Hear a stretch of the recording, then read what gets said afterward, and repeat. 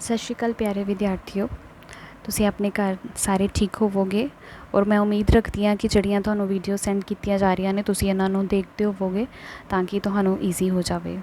सो बेटा last video 'च असीं गल कीती सी, थोड़ा जिहा असीं पढ़िया सी जनरल इंट्रोडक्शन, असीं मैटर बारे पढ़िया सी, उस तो बाद असीं परमाणु बारे। कोई दस सकदा है परमाणु की सी? यस, परमाणु की सी जिहड़ा छोटे छोटे कणां तो मिल के बनिया हुंदा है। आज बच्चे असी पढ़ांगे कि एटम की जी डिस्कवरी सी किस तरह हुई सी। सो बहुत सारे जोड़े साइंटिस्ट सी उन्होंने अपने अपनी थ्योरीज पेश की। सब तो पहला महर्षि कनाड हुए ने 500 ईस्वी सदी पहला। उन्होंने कहा कि जोड़ा एटम हैगा, जोड़ा परमाणु हैगा, जिन्ने भी मतलब कि यूनीवर्स आ वो सारिया जोड़िया चीज़ा ने छोटे छोटे कणां तो मिल के बनिया ने। इस करके इन्होंने the father of atomic theory भी कहते हैं। उस तो बाद ग्रीक के एक साइंटिस्ट हुए सी डेमोक्रिट्स, उन्होंने जड़ा वै एक एग्जाम्पल उन्होंने दी कि जिस तरह एक एप्पल है, असी एक सेब में जो कट्टते हाँ वो छोटे छोटे टुकड़े असी करी जाते। उन्होंने देखा कि जो एक ऐसी स्टेज है, एक लास्ट टुकड़ा होगा जिन्होंने मैं दोबारा अगों नहीं कट सकता। सो उन्होंने इस चीज़ को नाम दे दिता एटमोस, जिसका मतलब होंदा अनकटेबल। मीनस कि एक इहो जिहा होएगा जो परमाणु असी नहीं कट सकते हाँ। पर उस तो बाद 18 सेंचुरी के एक होर विग्यानिक हुए लैवोसियर, उन्होंने जोड़े सानू दो नियम दिते ने लॉज ऑफ कैमिकल कॉम्बीनेशन। असी उन्हां दे बारे जिहड़ी है तुहाडी बुक दे विच दिता सी, उन्हां दे बारे जिहड़ी है स्टडी करांगे। सो सब तो पहला जिहड़ा उन्होंने लॉ दिता सी वो हैगा सी law of conservation of mass, यानी कि पुंज सुरक्षा का नियम। उन्होंने कहा कि जिहड़ा मास हुंदा ना तो उन्होंने असी क्रिएट, ना तो असी उन्होंने बना सकते हो, ना ही उहदा विनाश कर सकते हाँ। So mass is neither created no destroyed in ordinary chemical and physical changes. और दूजा उन्हें कहा कि जोड़ा पुंज है जिन्ना असी स्टार्टिंग च लवांगे और जो एंड होएगा उसका जोड़ा अमाउंट होएगा वो सेम ही रहेगा। सो असी इनू एक एग्जाम्पल के थ्रू करते हैं। जिस तरह साढ़े को एक लकड़ी पई हुई है, लोग पिया होया उहदा लकड़ियां दा। लकड़ियां नूं जदों असी अग लगावांगे, अगर असी लकड़ी 30 किलो लीती है और अग साढ़े को 1 किलो है, सो ये मिल के जो लकड़ी में अग लग जाएगी वो की बन जाएगी, सुआह बन जाएगी, एशिज हो जाएगी और धुआं निकलेगा।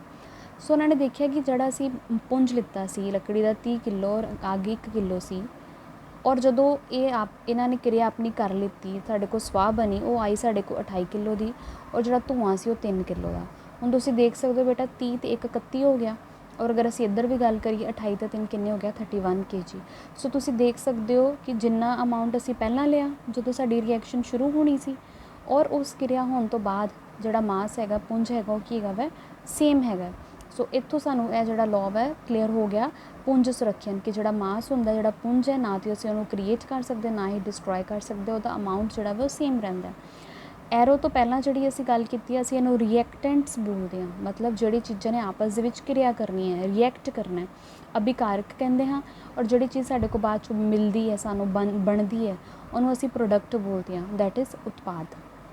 तुहाडी बुक दे विच बेटा उन्होंने एक्टिविटी दी हुई है, एक उन्होंने कॉनिकल फ्लास्क लिया, उहदे विच जिस तरह से सोडियम सल्फेट सोल्यूशन पा लिता Na2SO4, और उस तो बाद उन्होंने उहदे विच एक टेस्ट ट्यूब रखी है, उहदे विच की पाया होया सी कैल्शियम क्लोराइड।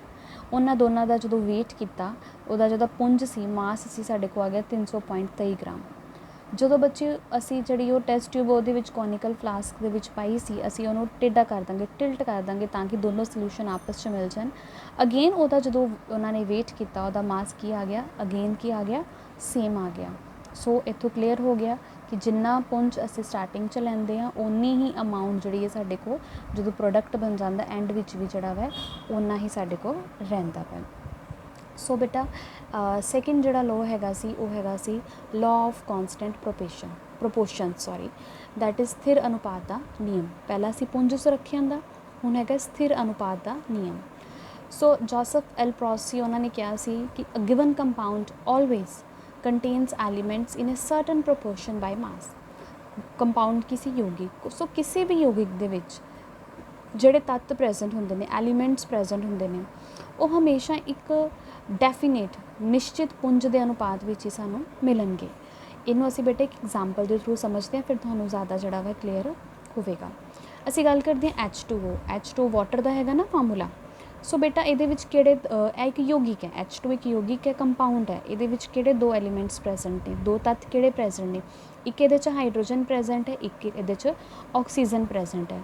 उन्होंने कहा कि एक निश्चित पुंज दे, पुंज मतलब मास, अगर असीं गल करिए हाइड्रोजन का मास कितना 1, ऑक्सीजन का मास कितना 1, H2O। हुण इस H2O दे विच हाइड्रोजन किन्ने दिते हुए 2 दिते हैं ना, तो हाइड्रोजन का मास कितना 1, सो 2 गुणा 1 कितना हो गया 2, 2 के अनुपात ऑक्सीजन कितना 16। अगर असीं इहनूं सिंपलीफाई करांगे तो की आ जाएगा 1:8। सो वाटर दे विच जिहड़े 2 तत्त प्रेजेंट ने हाइड्रोजन ते ऑक्सीजन हमेशा 1:8 के अनुपात दे विच एक निश्चित पुंज के अनुपात दे विच ही सानूं मिलणगे। अगर उस तरीके नाल असीं गल करिए अमोनीआ की, अमोनीआ का फार्मूला होंदा NH3। इहदे विच किहड़े 2 तत्त प्रेजेंट ने, एक इहदे च नाइट्रोजन प्रेजेंट है, एक इहदे विच हाइड्रोजन प्रेजेंट है। सो नाइट्रोजन का जिहड़ा पुंज हुंदा 14 तो हाइड्रोजन का हुंदा 1। सो इहदा अनुपात लिखांगे कितना आ जाएगा NH3, नाइट्रोजन तो 1 ही है 14 आ गया, हाइड्रोजन किन्ने दिते हुए ने 3, तो परमाणु पुंज की हुंदा इहदा 1। सो 3 गुणा 1 कितना हो गया 3। सो अमोनीआ दे विच जिहड़ा नाइट्रोजन और हाइड्रोजन है हमेशा 14:3 की रेशो दे विच ही जिहड़ा सानूं है मिलणगे। सो ये लॉ सी बेटा स्थिर अनुपात का नियम। उस तो बाद एक होर साइंटिस्ट होए दैट इज़ जॉन डाल्टन। उन्होंने अपनी एक थ्योरी दिती है, तो उन्होंने कहा कि असी एटम नूं ना जड़ा वै देख नहीं सकते और छोटे छोटे कणा तो मिल के बनया है। तो उन्होंने जी अपनी ही उन्होंने अपनी जी थ्योरी दी है कुछ पोस्टुलेट्स की व्याख्या की है। वो उन्होंने कहा कि all the matter is made up of particles. उन्होंने कहा जिन्ने भी पदार्थ ने वो किदे तो बने ने, कणा तो बने, छोटे छोटे कणा तो, और उन्होंने छोटे छोटे कणा असीं की बोलते हाँ परमाणु। Atoms are indivisible. उन्होंने कहा जोड़े एटम्स हैगे ने असीं उन्हां नूं कट नहीं सकते हाँ। Atoms can neither be created no be destroyed. ना तो असीं परमाणु नूं क्रिएट कर सकते हैं, ना तो उसकी सिरजना सिरज सकते हैं और ना ही उन्होंने विनाश कर सकते हाँ। Atoms of a given element are identical in mass and chemical properties. अगर असीं किसी तत्त की गल करिए तो वो जोड़े परमाणु होणगे उन्हों का पुंज और वो जोड़े रसायनिक गुण होणगे सेम होणगे। जिस तरह अगर गल असीं करिए कार्बन की, कार्बन परमाणु दे विच कार्बन के तत्त होणगे ना, ये तो क्लीयर ही है। हुण कार्बन दे विच हाइड्रोजन के तत्त मिलणगे नहीं, कार्बन परमाणु दे विच कार्बन के ही तत्त ने और उस तत्त का जिहड़ा पुंज होएगा, कार्बन का परमाणु संख्या जिहड़ी हुंदी है वो हुंदा 6 और इहदा पुंज हुंदा 12। सो सानूं 12 इहदा जिहड़ा पुंज वो मिलेगा और इहदियां जिहड़े रसायनिक गुण होणगे वो भी इहदे सेम रहणगे। कोई भी असीं तत्त कर लिए किसी भी रूप दे विच करिए, जिहड़ा कार्बन का तत्त है उहदा पुंज और उहदे जिहड़े रसायनिक गुण है वो सेम होणगे। पर उन्हें क्या है नैक्सट है atoms combine in the ratio of small which numbers to form compounds. कहता जो एटम्स आपस में मिलते हैं तो कंपाउंड बनाते जो असीं क्या 2 तत्त आपस में मिलते हैं तो कंपाउंड बनाते हैं। और उन्होंने कंपाउंड्स उन्होंने यौगिकों की जी बेटा रेशो होंगी सिंपल होंगी है। हुणे असीं लॉ पढ़िया ना ये स्थिर अनुपात का नियम, वो असीं एग्जाम्पल की है H2O की। तो 1:8 H2O एक कंपाउंड है। हुण अगर असीं गल करिए हाइड्रोजन जिहड़ा एटम है ये तत्त हाइड्रोजन के अपना मास अलग है, ऑक्सीजन का मास अलग है, ठीक है। जो ये तत्त आपस में मिल गए इन्होंने एक यौगिक बना दिता और जो यौगिक बनेगा वह जो अनुपात होएगा वो सिंपल होल नंबर की जी फॉर्म के साडे कोल होवेगा। और उन्हें क्या है जी उन्होंने रिलेटिव नंबर है और काइंड ऑफ एटम्स ने वो भी यौगिक के हमेशा जोड़े है कॉन्सटेंट ही होंगे।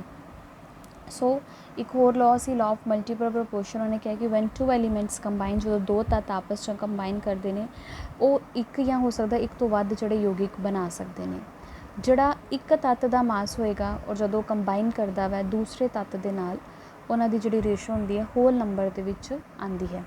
ये असीं एक होर एग्जाम्पल कर लेंगे जिस तरह असीं गल करिए कार्बन डाइऑक्साइड तो कार्बन मोनोऑक्साइड की। कार्बन मोनोऑक्साइड की गल करिए तो ये कार्बन का मास होंदा 12, ऑक्सीजन होंदा 16, ठीक है। अगर मैं कार्बन डाइऑक्साइड की गल करा तो कार्बन का तुहानूं पता मास कितना 12 आ गया ना। हुण ऑक्सीजन का मास कितना सी असीं इत्थे पढ़िया 16, पर इत्थे ऑक्सीजन के किन्ने दिते हुए ने 2।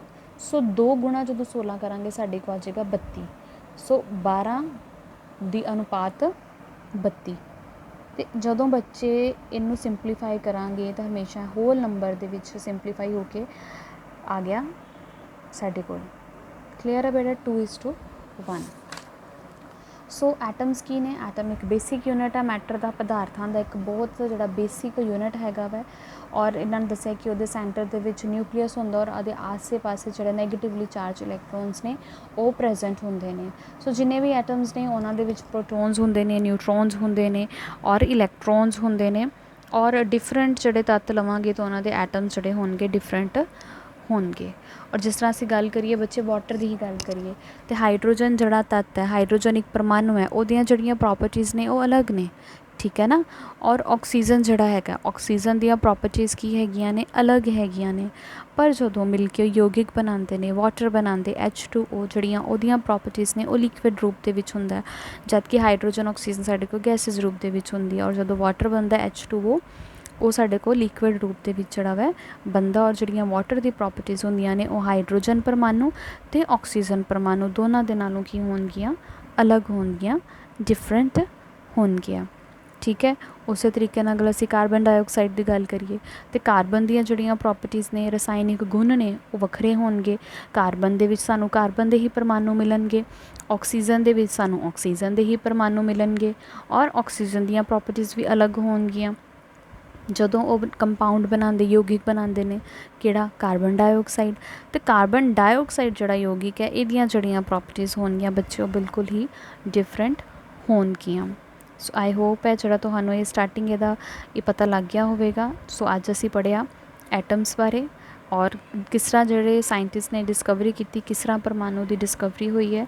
ਉਸ ਤੋਂ ਬਾਅਦ ਅਸੀਂ ਜੌਨ ਡਾਲਟਨ ਜਿਹੜਾ ਡਾਲਟਨ ਸਾਇੰਟਿਸਟ ਸੀ ਉਹਦੇ ਸਿਧਾਂਤਾਂ ਦੇ ਅਨੁਸਾਰ ਅਸੀਂ ਉਹਦੇ ਜਿਹੜੇ ਪੋਸਟੂਲੇਟਸ ਪੜ੍ਹੇ ਨੇ। ਸੋ ਨੈਕਸਟ ਚੈਪਟਰ ਦੇ ਵਿੱਚ ਅਸੀਂ ਡਿਟੇਲ ਦੇ ਵਿੱਚ ਪੜ੍ਹਾਂਗੇ ਪਰਮਾਣੂ ਬਾਰੇ। ਥੈਂਕ ਯੂ ਬੇਟਾ।